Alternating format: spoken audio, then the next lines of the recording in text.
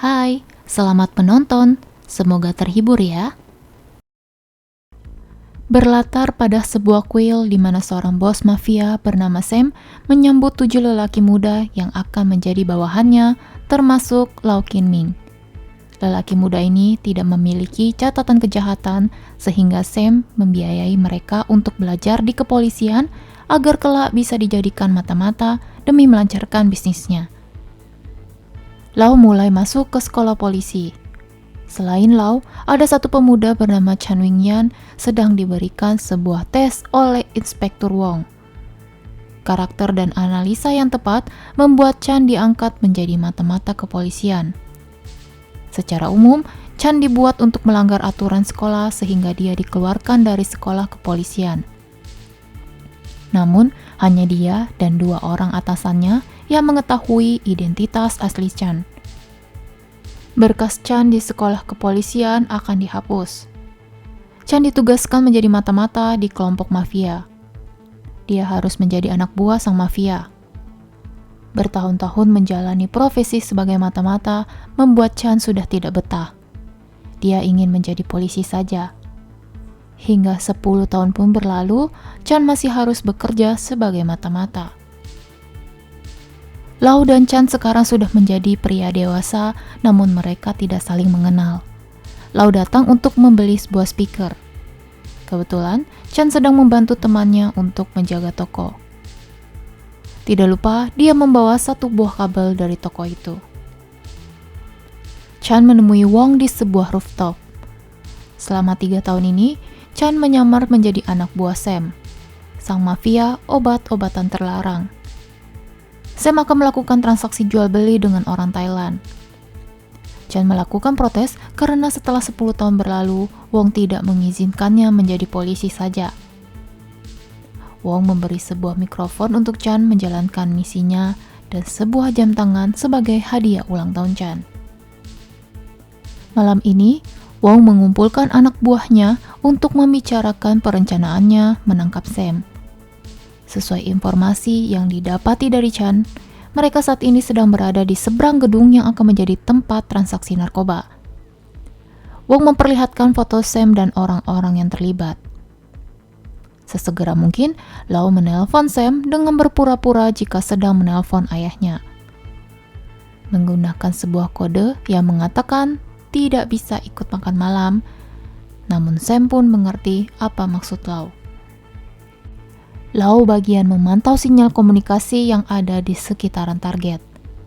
Tidak lama kemudian, orang Thailand yang ditunggu oleh Sam pun datang. Dia memberikan beberapa cerutu yang setelah dilakukan pengecekan oleh Chan, isinya adalah serbuk narkoba.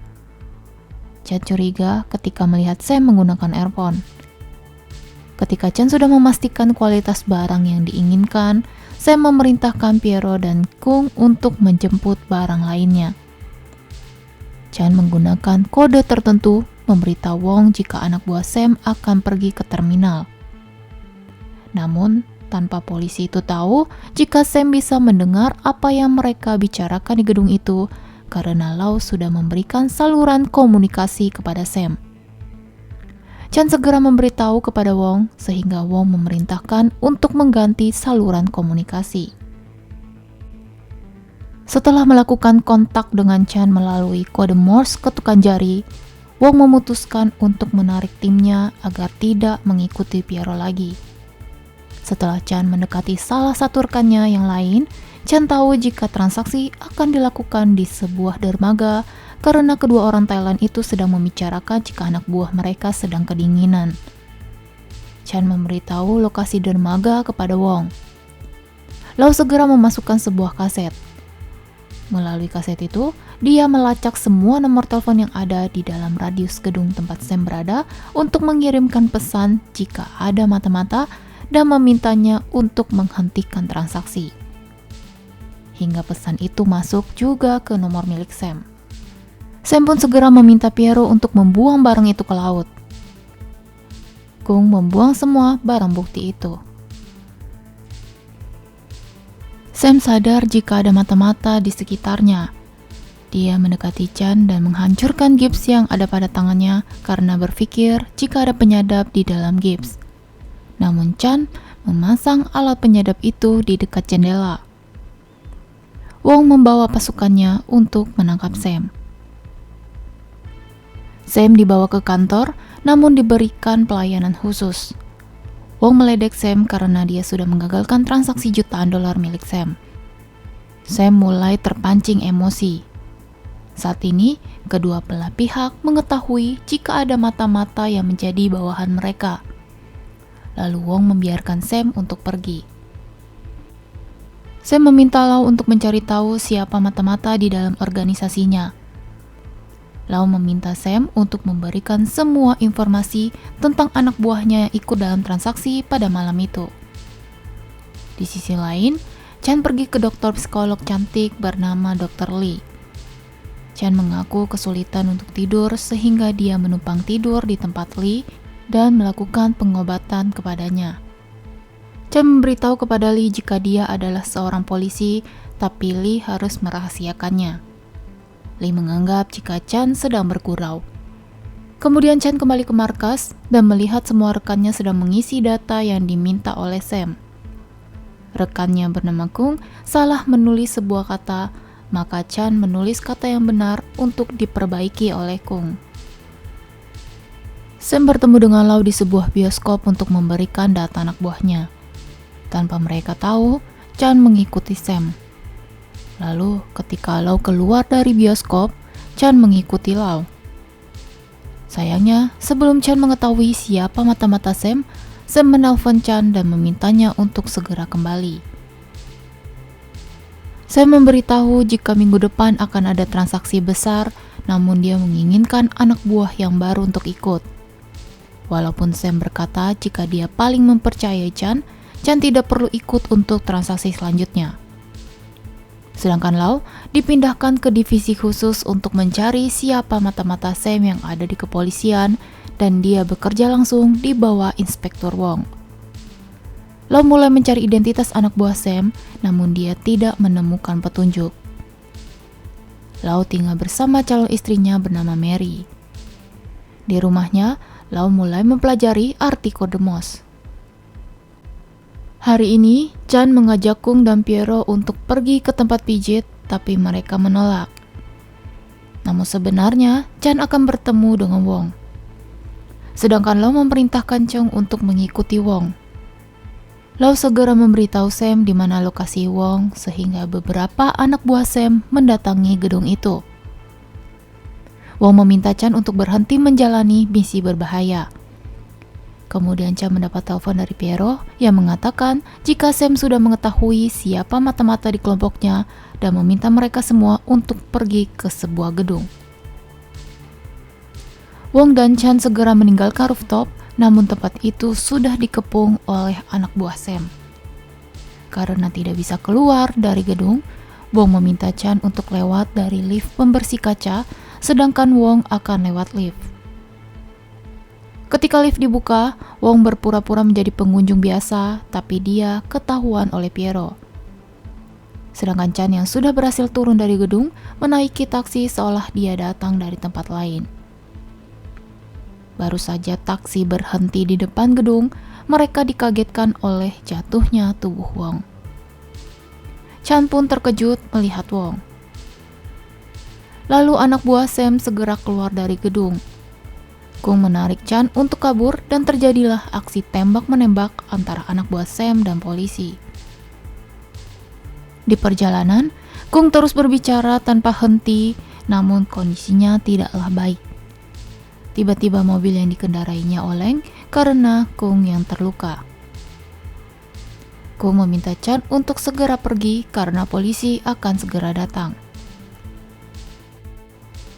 Sedangkan di kantor, Lau mengadakan rapat dengan beberapa petugas.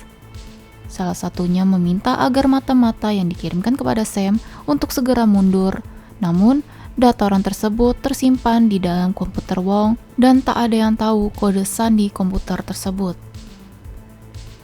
Lau menelpon Sam dan melakukan protes atas kematian Wong. Saat ini, Lau menggantikan posisi Wong dan meminta Sam agar memberikan informasi jika dia ingin melakukan transaksi. Namun transaksi itu sudah selesai dilakukan, maka Sam tidak akan mengganggu Lau lagi. Lalu Lau melihat handphone milik Wong dan dia menghubungi nomor yang terakhir dihubungi oleh Wong. Telepon itu terhubung dengan Chan. Chan menerima telepon dari Lau. Lau menyebutkan identitasnya dan memberitahu jika Wong tewas, jadi dia ingin mengajak Chan untuk bekerja sama. Berita tentang kematian Keng disiarkan di televisi. Chan mengaku jika dia yang membunuh Keng dan bertanya apakah Keng mengetahui lokasi gudang milik Sam. Jadi, Sam membawa anak buahnya untuk pergi ke gudang. Sedangkan Chan dan Lau sudah bekerja sama untuk menangkap Sam. Mereka berkomunikasi melalui kode Morse.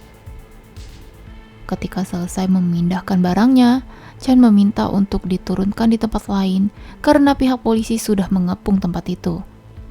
Sehingga ketika dilakukan penangkapan, Chan lebih dulu menyelamatkan dirinya. Sam segera kabur, tapi dia bertemu dengan Lau. Pada akhirnya, Lau memilih jalan masa depannya sendiri. Dia membunuh sang bos agar identitasnya selalu tersimpan. Besoknya, Chan pergi menemui Lau dan mengaku jika dialah mata-mata yang dikirim oleh Wong. Chan meminta identitasnya kembali dan memberitahu kode sandi komputer milik Wong. Pada saat Lau sedang membuka komputer milik Wong, Chan melihat berkas yang ada di meja Lau. Dia pun melihat amplop yang ada tulisan tangannya. Akhirnya Chan tahu jika Lau adalah mata-mata Sam. Ketika kembali ke ruangan, Chan sudah tidak ada di sana. Lau pun menghapus berkas data milik Chan. Dengan begitu, tidak akan ada yang tahu jika Chan adalah seorang polisi. Suatu hari, Lau mendapat kiriman sebuah rekaman yang berisi suara Lau ketika terakhir berkomunikasi dengan Sam. Chan hanya ingin identitasnya dikembalikan, maka dia mengajak Lau untuk bertemu. Ketika sudah sampai di rooftop, Chan datang secara tiba-tiba dan berhasil memborgol Lau. Dia meminta Lau untuk menyerahkan diri. Sayangnya, Chong datang untuk menolong Lau. Sebelumnya, Chan sudah memanggil pihak kepolisian. Namun, Chong melepaskan tembakan ke arah Chan. Ternyata Chong dulunya adalah mata-mata Sam. Saat ini, Chong memilih untuk mengabdi kepada Lau. Namun, Lau tidak ingin ada seorang pun yang mengetahui identitasnya sebagai suruhan Sam. Maka dia juga melenyapkan Chong. Dengan kata lain, dia mengkambing hitamkan Chan sebagai mata-mata Sam. 6 bulan kemudian, Dr. Lee memeriksa barang peninggalan Chan dan menemukan berkas, lalu mengungkap identitas Chan sebagai polisi, sehingga Chan dikubur di sebelah kuburan Inspektur Wong.